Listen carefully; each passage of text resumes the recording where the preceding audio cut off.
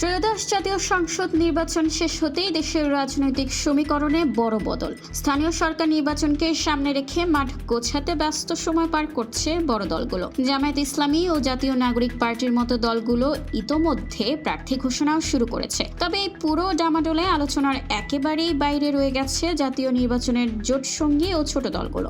মাঠের আন্দোলনে কিংবা ভোটের টেবিলে যে ছোট দলগুলোর কদর ছিল আকাশচুম্বী, স্থানীয় নির্বাচনে তাদের গুরুত্ব যেন এক ধাক্কায় অনেকটাই কমে গেছে।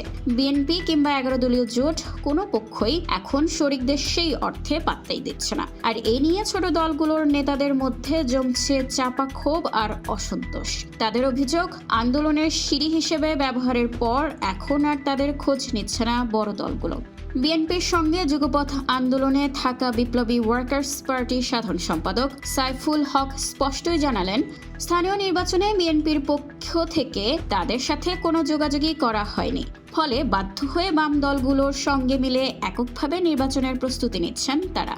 একই চিত্র দেখা যাচ্ছে 11 দলীয় জোটের ভেতরেও। জোটের অন্যতম শরিক খেলাফত মজলিসের মহাসচিব ডক্টর আহমদ আব্দুল কাদের জানান, নির্বাচন শেষ হওয়ায় জামায়াত এখন বিরোধী দল, তাদের লোকজনেরও চাহিদা বেড়েছে, তাই গুরুত্ব কমে যাওয়াটাকে স্বাভাবিক ধরে নিয়েই তারা এককভাবে নির্বাচনের প্রস্তুতি নিচ্ছেন। অন্যদিকে বাংলাদেশ খেলাফত মজলিস এবং জমিয়তে উলামায়ে ইসলামও আসন সমঝোতা নিয়ে অসন্তুষ্ট হয়ে এককভাবে স্থানীয় সরকারের মাঠে নামার ছক কষছে।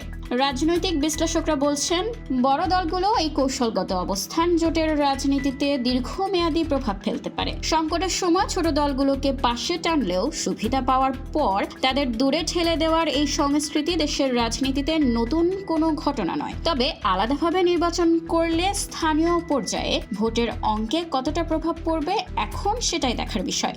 নিউজ ডেস্ক, খোলা কাগজ, ঢাকা।